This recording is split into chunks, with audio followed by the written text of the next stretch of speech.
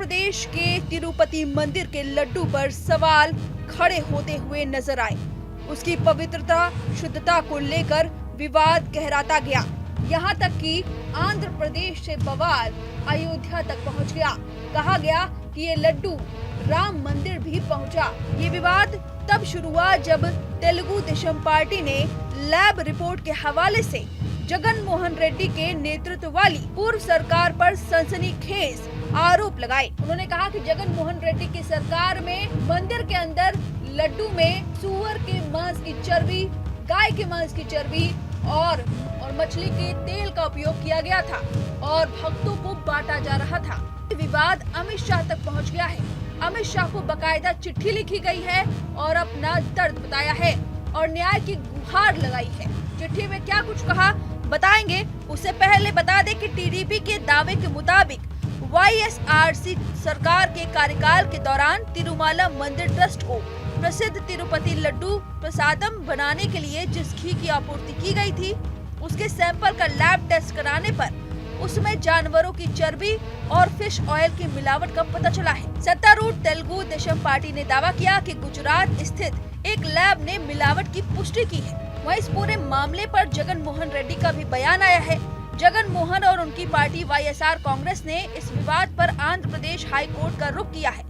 YSR Congress ने high court में N Chandrababu Naidu और टीडीपी के आरोपों की जांच के लिए जुडिशियल कमेटी गठित करने की मांग की। इस मामले में हाई कोर्ट 25 दिसंबर को सुनवाई करेगा और उससे पहले शिकायत अमित शाह तक पहुंच गई है। इस मामले को लेकर वकील विनीत जिंदल ने केंद्रीय गृह मंत्रालय और आंध्र प्रदेश पुलिस प्रमुख के पास राज्य के पूर्व सीएम जगन मोहन रेड्डी, तिरुमला तिरुपति देवस्थानम के अधिकारियों और पशुओं की चर्बी वाली मिलावट घी की आपूर्ति करने वाले ठेकेदार के खिलाफ शिकायत दर्ज करने की अर्जी भेजी है।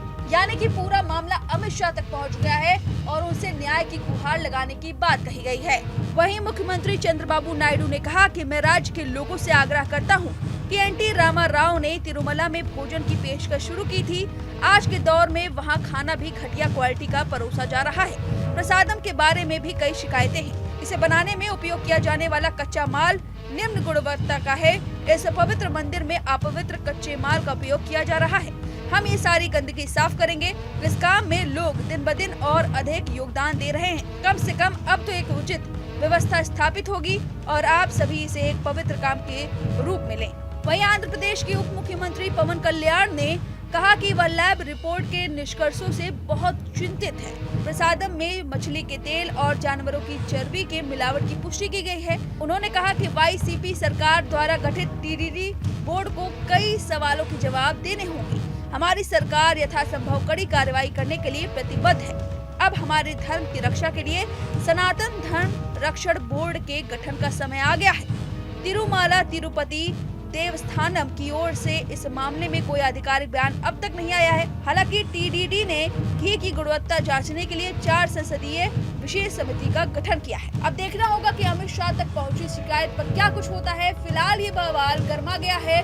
अयोध्या पर भी सवाल उठने लगे हैं कि राम मंदिर में भी ये लड्डू पहुँचाए गए थे। जब प्राण प्रतिष्ठा हो रही थी उस समय 1 लाख लड्डू भिजवाए गए थे तो उन्हें मिलावटी लड्डू खाए थे। ये सवाल उठ रहे हैं और वहीं एक सनातन बोर्ड बनाने की भी मांग उठ रही है। फिलहाल इस खबर पर आपकी जो भी राय है हमें कमेंट करके जरूर बनाएं। न्यूज नेशन अब व्हाट्सएप पर खबरों की ताजा अपडेट के लिए न्यूज नेशन के इस QR कोड को स्कैन करें।